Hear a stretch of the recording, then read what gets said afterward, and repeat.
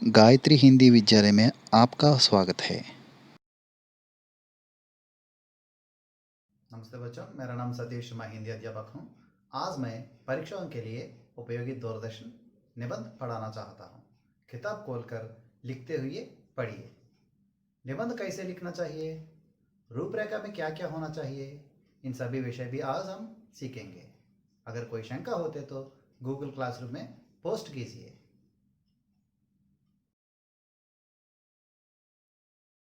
बच्चों, आज हम दूरदर्शन के बारे में एक निबंध सीखेंगे।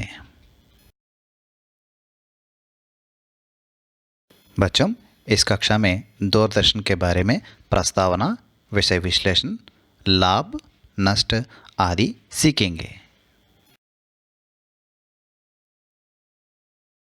बच्चों, यह देखिए प्रस्तावना। मानव को मनोरंजन की भी ज़रूरत होती है। मानव शारीरिक काम या मानसिक काम करके थक जाने के बाद कुछ आराम पाना चाहता है। आराम पाने वाले साधनों में खेलना, गाना, कहानी सुनना, सिनेमा या नाटक देखना, मित्रों से मिलकर खुशी मनाना कुछ प्रमुख साधन है। మానవ को मनोरंजन की भी ज़रूरत होती है। అంటే మనిషి నిత్య జీవితంలో मनोरंजन అంటే ఎంటర్టైన్మెంట్ కూడా చాలా అవసరం। मानव शारीरिक काम या मानसिक काम के तक जाने के बाद అంటే మనిషి శారీరక కామ్ అంటే ఫిజికల్గా వర్క్ చేసిన, మానసిక కామ్ మెంటల్గా వర్క్ చేసిన, తక్ జానా అంటే వాడు అలసిపోతాడు। అంటే మనిషి మామూలుగా ఫిజికల్గా కానీ మెంటల్గా కానీ వర్క్ చేస్తే అలసిపోతాడు। తర్వాత తక్ జానే కే బాద్ కుచ్ ఆరాం పానా చాహతా హే, అలా అలసిపోయినప్పుడు కొంత సేద తీరాలి, రిలాక్స్ అవ్వాలి అనుకుంటాడు మనిషి। ఆరాం పానే వాలే సాధనం మే అంటే వాడు రిలాక్స్ ఏ రకంగా అవ్వచ్చు, దానికి కొన్ని సాధనాలు ఉన్నాయి। వాటిలో ఖేల్నా అంటే ఆడుకోవడం కానీ, గానా అంటే పాటలు పాడడం కానీ, పాటలు వినడం కానీ, కహానీ సున్నా అంటే కహానీ అంటే కథలు వింటూ ఉండడం కానీ, సినిమా యా నాటక్ దేఖ్నా సినిమాలు చూడడం కానీ, అలాగే నాటకాలు చూడడం కానీ, అలాగే మిత్రోं से मिलकर खुशी मनाना कुछ प्रमुख साधन है। అలాగే మిత్రులతో కలిసి ఖుషి కొంచెం సంతోషాన్ని పంచుకోవడం కూడా వాడు రిలాక్స్ అవ్వడం కోసం చేస్తూ ఉంటాడు। అదంతా కూడా ఎంటర్టైన్మెంట్లో ఒక పార్ట్గా ఉంటుంది। बच्चों, यह कुछ शब्द दे दिया है, देखिए। मनोरंजन एंटरटेन्ड, शारीरिक फिजिकल, मानसिक मेंटल, थकना टायर्ड, आराम रेस्ट। बच्चों, यह देखिए आजकल मानव को मनोरंजन देने वाले साधनों में दूरदर्शन का प्रमुख स्थान है। ఈరోజు మానవకు మనోరంజన్ దేనేవారే అంటే మనిషికి ఎంటర్టైన్మెంట్ ఇచ్చేటటువంటి వస్తువుల్లో దూరదర్శన్ది చాలా ప్రముఖ స్థానం। అంటే దూరదర్శన్ అంటే టీవీ అనేది లేకపోతే ఈరోజు మనిషి నిత్య జీవితంలో ఎంటర్టైన్మెంట్ అనేది కూడా లేదు। विषय विश्लेषण। दूरदर्शन ग्रीक भाषा का शब्द है। दूरदर्शन को టీవీ भी कहते हैं। టీవీ यानी टेलीविज़न। ఇక్కడ విషయ విశ్లేషణ చూసుకున్నట్లయితే దూరదర్శన్ గ్రీక్ భాషా కా శబ్ద హై అంటే దూరదర్శన్ అనే వర్డ్ గ్రీక్ లాంగ్వేజ్ నుంచి వచ్చింది। దూరదర్శన్ కో టీవీ भी कहते हैं। ఈ దూరదర్శన్ని టీవీ అని కూడా పిలుస్తాం। TV యానే television. టీవీ అంటే ఏంటి? టెలివిజన్। यह देखिए, टेली का अर्थ है दूर तथा विजन का अर्थ होता है प्रतिबिंब। दूरदर्शन का अर्थ होता है कि दूर के दृश्यों को हम जहाँ चाहे वहाँ एक वैज्ञानिक साधन के द्वारा देख सकना। दूरदर्शन की भी अपनी कहानी है। पहल इसको बनाने के लिए जॉन एल बयार्ड ने सोचा है। उसके बाद जर्मन के वैज्ञानिक पॉल निकपोव ने बयार्ड के प्रयोगों को आगे बढ़ाया। टेली का अर्थ होता है दूर అంటే టెలి అంటే దూర్, తథా విజన్ కా అర్థ హోతా ప్రతిబింబ్। విజన్ అంటే ప్రతిబింబం అంటే ఎక్కడో దూరంగా ఉండేటటువంటిది మనకు ప్రతిబింబం రూపంలో ఇక్కడ కనిపించేది दूरदर्शन द्वारा మనం చూడగలం।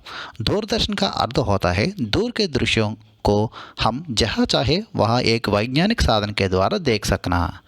దూరదర్శన్ का అర్థం होता है దూరదర్శన్ అంటే ఏంటంటే దూరకే దృశ్యం కో అంటే దూరంగా ఉన్న దృశ్యాల్ని హమ్ జహా చాహే వహా అంటే మనకి ఎక్కడ కావాలంటే అక్కడ ఎక్కడ కావస్తే అక్కడ ఏక వైజ్ఞానిక సాధన్ ఒక టెక్నికల్గా ఒక బాక్స్ తయారు చేసుకుని దాని ద్వారా మనం చూడగలుగుతున్నాం దాన్నే మనం దూరదర్శన్ అంటున్నాం। దూరదర్శన్ की भी अपनी कहानी है ఈ దూరదర్శన్ కూడా దానికి ఒక కథ ఉంది। పహల్ इसको बनाने के लिए జాన్ ఎల్ బయార్డ్ అలాగే మనం జేఎల్ బయార్డ్ అంటాం ఆయన ఫస్ట్ ఈ దూరదర్శన్ కోసం ఆలోచించారు। उसके बाद जर्मन के वैज्ञानिक పాల్ నిక్పో ने బయార్డ్ के प्रयोगों को ఆగే బఢాయా। దాని తర్వాత జర్మనీకి చెందినటువంటి సైంటిస్టులు ఎవరు పాల్ నిక్పో అండ్ బయార్డ్ వీళ్ళిద్దరూ కూడా ఏం చేశారు ఆయన ఎవరైతే జేఎల్ బయార్డ్ గారు ఆలోచించారో ఆయన ఆలోచనని లేదా ఆయన ప్రయోగాన్ని ఇంకా ముందుకు తీసుకువెళ్ళారు ఈ సైంటిస్టులు। बच्चों कुतुब मीनार के बारे में जानने के लिए यहाँ एक वीडियो रखा है देखिए। बच्चों यहाँ दूरदर्शन के बारे में एक वीडियो रखा है देखिए। जॉन लोगी बेयर्ड जिन्होंने 26 जनवरी 1926 में एक सबसे पहला वर्ल्ड का ब्लैक एंड वाइट टीवी बनाया। बस जो हमारे जॉन जी हैं वो इसी तरह से सोच रहे थे रूम में कि किस तरह से पिक्चर्स को जो है इकट्ठा करके मूविंग ऑब्जेक्ट बना सकते हैं और उसको जो है प्रसार कर सकते हैं। तो ये वीडियो पूरा ज़रूर देखिएगा। इन्होंने डायग्राम बनाया, बहुत कुछ सोचते रहे कि किस तरह से मैं मूविंग इमेजेस यानी कि पिक्चर्स को मूव कर सकता हूँ और उसको किस तरह से एक टेलीविज़न का रूप दे सकता हूँ। इससे पहले और भी बहुत सारे इंजीनियर्स ने इसी चीज़ के ऊपर ट्राई किया, लेकिन सक्सेस जो है वो सिर्फ जॉन को ही मिला। तो जॉन ने इसके ऊपर पूरा काम करना शुरू किया और जॉन ने इसके लिए जो है काफ़ी मेहनत भी करी। दिन रात वो लगे रहे, कटिंग करते रहे चीज़ों की, ऑब्जेक्ट्स को इकट्ठा करते रहे, कुछ बनाने के चक्कर में थे। उनका जो बेसिक आइडिया था वो एक प्रोजेक्टर का था। वो ये चाहते थे कि मैं इस चीज़ को जो है संभव कर सकूं, और जब कोई इंसान किसी चीज़ को संभव करना चाहता है तो वो जी जान से उसके पीछे लग जाता है। तो जॉन ने भी इसी तरीके से मेहनत करी, एक मोटर बनाई, फिर उन्होंने फिल्म्स को इकट्ठा किया और सोचा कि अब इस आइडिया को जो है एक तरीके से रोशनी मिल चुकी है और अब इसको अंजाम देने का समय आ चुका है। उसके बाद उन्होंने इसके ऊपर मेहनत करते रहे। 26 जनवरी 1926 का वो दिन था जब उन्होंने इस प्रोजेक्ट को जो है सक्सेसफुली क्रिएट कर दिया और उसके बाद में जॉन ने इसका डेमोन्स्ट्रेशन करना शुरू किया। और उसके बाद में आप देख सकते हैं किस तरह से ये मेहनत करते रहे। ये वो इंसान है जो सबसे पहले टीवी पे आया था, जॉन की वजह से ब्रॉडकास्ट हुआ था। तो उसके बाद में जब इस प्रोजेक्ट को जॉन ने पब्लिकली थोड़ा सा रिलीज़ किया तो बीबीसी वो चैनल था जिन्होंने जॉन के इस प्रोजेक्ट को टेलीविज़न को यूज़ करते हुए बीबीसी का प्रसारण किया। तो जॉन ने खूब मेहनत के बाद में दुनिया का सबसे पहला टेलीविज़न ब्लैक एंड वाइट बनाया, जिसका जो बिट रेट और फ्रेम्स था, पिक्सेल्स थे, बहुत ही कम थे, लेकिन ये एक सक्सेसफुल इनोवेशन था जो जॉन लोगी बेयर्ड ने किया। जॉन की जो उम्र थी उस वक्त, वो 1888 में पैदा हुए थे। स्कॉटलैंड में एक स्कॉटिश इंजीनियर थे और 57 साल की उम्र में जो है उनका इंग्लैंड में देहांत हो गया था। आशा करता हूँ ये वीडियो आपको पसंद आया होगा और आपको अच्छा ज़रूर लगा होगा। तो इसी बात पे सब्सक्राइब ज़रूर कीजिए। कुछ अमेजिंग टैग के साथ BR फिल्म्स पे ये वीडियो संभव हो पाया है बहुत सारे लोगों की मदद से। तो दोस्तों thank you so much, like ज़रूर कीजिएगा। धन्यवाद। बच्चों यह देखिए, कैम्बेल, स्विंटन आदि कई वैज्ञानिकों के लगातार परिश्रम से दूरदर्शन को 1927 में एक अच्छा रूप मिला। कैम्बेल, स्विंटन आदि కై వైజ్ఞానిక్ అంటే క్యాంబెల్ కానీ స్వింటన్ కానీ ఇలాంటి కై వైజ్ఞానిక్ ఎంతోమంది సైంటిస్టులు లగాతార్ పరిశ్రమ అంటే వాళ్ళు చేసిన కంటిన్యూస్ హార్డ్ వర్క్ వల్ల దూరదర్శన్ को 1927 में అంటే దూరదర్శన్కి ఈ టెలివిజన్కి 1927లో ఒక పూర్తి పరిపూర్ణమైనటువంటి రూపం వచ్చింది। अभी लाभ देखिए। इस दूरदर्शन से कई लाभ है। मानसिक उत्साह बढ़ाने वाले साधनों में आजकल इसका प्रमुख स्थान है। आजकल हमारे देश में 100% जनता दूरदर्शन की प्रसारण सीमा में है। इस దూరదర్శన్ से కई లాభ है అంటే ఈ దూరదర్శన్ వల్ల మనకి ఈ టెలివిజన్ వల్ల మనకి ఎన్నో లాభాలు ఉన్నాయి. మానసిక ఉత్సాహ బడానే వాలే సాధనమే అంటే మనం మెంటల్గా ఉత్సాహంగా తయారవ్వాలి అంటే తయారవ్వడానికి కావాల్సిన సాధనాల్లో ఈరోజు ప్రముఖ స్థానం దేనిది అంటే ఈ దూరదర్శన్ టెలివిజన్దే ఉంది. ఆజ్కల్ హమారే దేశ్ మే 100% అంటే ఈరోజు మన ఇండియాలో పూర్తిగా 100% మొత్తం అంతా కూడా జనత దూరదర్శన్కి ప్రసారణ సీమామే హై అంటే ఇండియాలో ఉన్నటువంటి 100% పీపుల్ కూడా ఈ దూరదర్శన్ ప్రసారం అంటే ఈ దూరదర్శన్ చూడగలుగుతున్నారు అని మనం చెప్పచ్చు. बच्चों यहाँ देखिए, आजकल इसके द्वारा हर एक विषय का प्रसार हो रहा है. विद्यार्थियों के लिए उपयोगी शिक्षा कार्यक्रम भी प्रसारित किए जा रहे हैं. इसके द्वारा हम समाचार, सिनेमा, नाटक आदि मनोरंजन कार्यक्रम भी सुन और देख सकते हैं.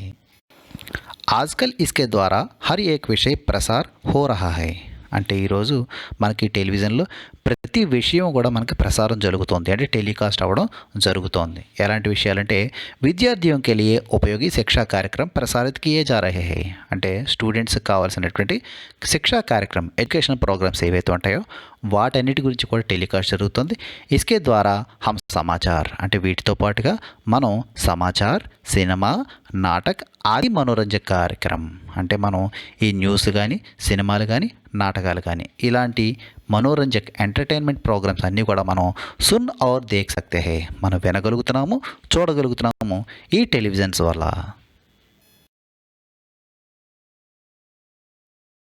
बच्चों यह कुछ शब्द दे दिया है देखिए.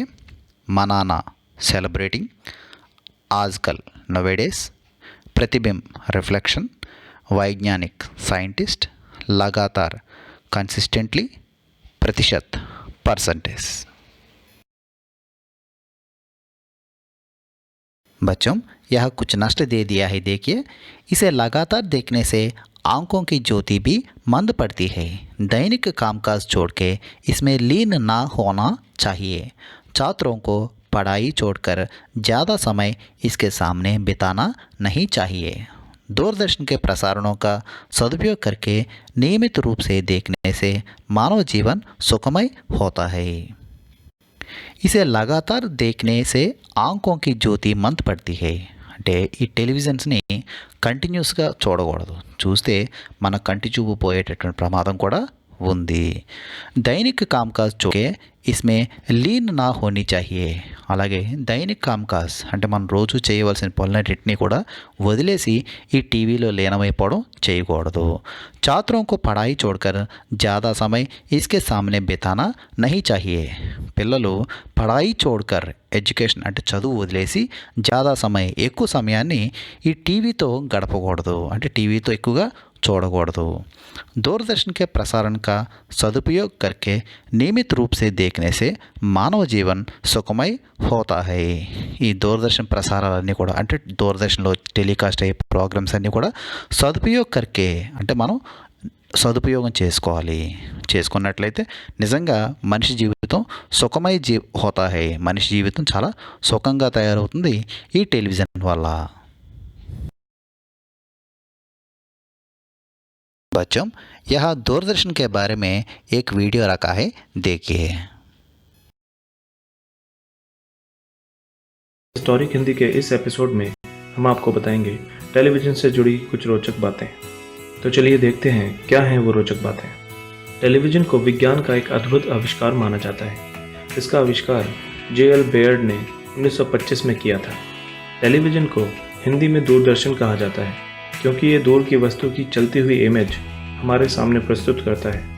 वास्तव में टेलीविज़न की स्क्रीन पर सिर्फ इमेज ही होती है जो इतनी तेज़ी से बदलती रहती है कि हमारी आंखों को ऐसा प्रतीत होता है कि ये चल रही है. दोस्तों पहला टेलीविज़न स्टेशन 1928 में अमेरिका में लगाया गया था और दुनिया की सबसे बड़ी प्रसारण कंपनी BBC ने 1930 में प्रसारण आरंभ किया था. 1960 में पूरी दुनिया में लोगों ने 100 मिलियन से भी ज़्यादा टेलीविज़न खरीदे थे। टेलीविज़न शब्द का सबसे पहले इस्तेमाल 1900 में रूस के वैज्ञानिक कॉन्स्टेंटिन परस्कई ने किया था। 1936 तक टेलीविज़न में 12 इंच का स्क्रीन होता था और टीवी के साथ बड़े बड़े उपकरण भी होते थे। इंडिया में टेलीविज़न का सबसे पहला प्रसारण दिल्ली में 15 सितंबर 1959 को किया गया था। अमेरिका में 1953 में पहली बार कलर टीवी का प्रसारण किया गया था, जबकि भारत में इसकी शुरुआत 1982 में हुई थी। 1970 तक ब्लैक एंड वाइट टेलीविज़न ही चलता था, लेकिन 1972 तक आते आते कलर टेलीविज़न ने बाजार में जगह बना ली थी। सबसे पहला TV remote control zenith company ने 1950 में बनाया था। इसे टेलीविज़न के साथ वायर से जोड़ा गया था। शुरुआती टीवी में कैथोड रे ट्यूब्स यानी CRT का इस्तेमाल होता था, जिसकी वजह से ये बड़े बक्से के आकार का और काफ़ी भारी भी होता था। मगर आजकल LCD, LED और प्लाज्मा के स्क्रीन होते हैं जो काफ़ी पतले होते हैं। टेलीविज़न प्रसारण की फ्रीक्वेंसी VHF 174 से 216 मेगाहर्ट्ज़ और UHF 470 से 806 मेगाहर्ट्ज़ होती है। आज के समय में अकेले अमेरिका में ही लगभग 300 मिलियन टीवी हैं। अपोलो 11 मिशन पहला टेलीविज़न प्रोग्राम था जिसे 1969 में प्रसारित किया गया था और जिसे 600 मिलियन लोगों ने देखा था। टेलीविज़न का पहला विज्ञापन 20 सेकंड का था, जो बुलोवा कॉरपोरेशन की एक घड़ी का था, और दुनिया की सबसे पहली कार का विज्ञापन शेवरले का था। अमेरिका के घरों में आमतौर पर हर दिन 8 घंटे तक टेलीविज़न चलता है। हम टेलीविज़न देखते समय सोते समय की तुलना में ज़्यादा कैलोरी बर्न करते हैं। दुनिया का सबसे बड़ा प्लाज्मा टीवी पैनासोनिक का प्लाज्मा टीवी है। बच्चों, आज हम परीक्षाओं के लिए उपयोगी निबंध दूरदर्शन सीख लिया है। आने वाले कक्षा में और एक निबंध सीखेंगे। आज दिए गए ये निबंध अपने किताब में एक बार लिखकर पढ़िए।